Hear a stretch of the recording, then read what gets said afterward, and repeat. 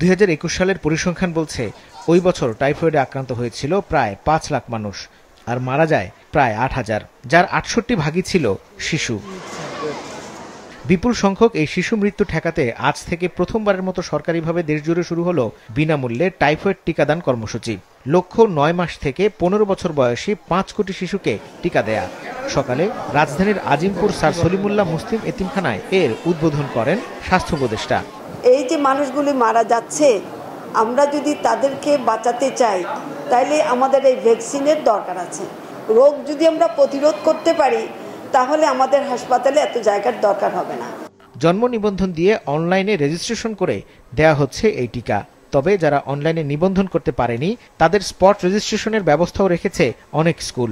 টিকা দেয়া শিশুদের 30 মিনিট রাখা হচ্ছে পর্যবেক্ষণে। আমরা টাইফয়েডের জন্য অসুস্থ হয়ে যেতে পারি, তার জন্য আমরা টিকা নিয়েছি। না, কোনো ভয় পাইনি, কোনো সমস্যাও হয়নি। সাধারণ টিকার মতোই, বেশি ব্যথা লাগে। ভালো লাগছে, কারণ আমরা এখান থেকে টাইফয়েড জ্বর তো হবে না, ওটার জন্য আমাদের ভালো লাগছে।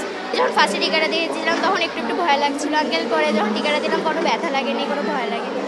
টাইফয়েড ভাইরাস যাতে না হয় এই জন্য এটা জরুরি।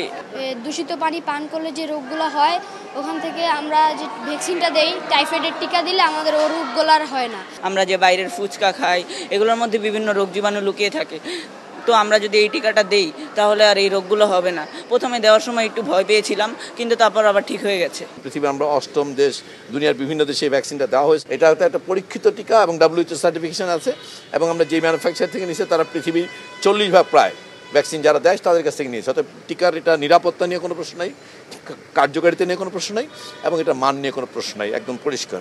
এটাতে যেটুকু পার্শ্ব প্রতিক্রিয়া হতে পারে সেগুলো খুবই মাইনর। শিক্ষা প্রতিষ্ঠানে টিকাদান চলবে 30 অক্টোবর পর্যন্ত। এর বাইরেও বাড়ি বাড়ি গিয়েও এই টিকা দেয়া হবে। শহর এলাকার পথ শিশুদের টিকা দেয়া হবে এনজিওর মাধ্যমে।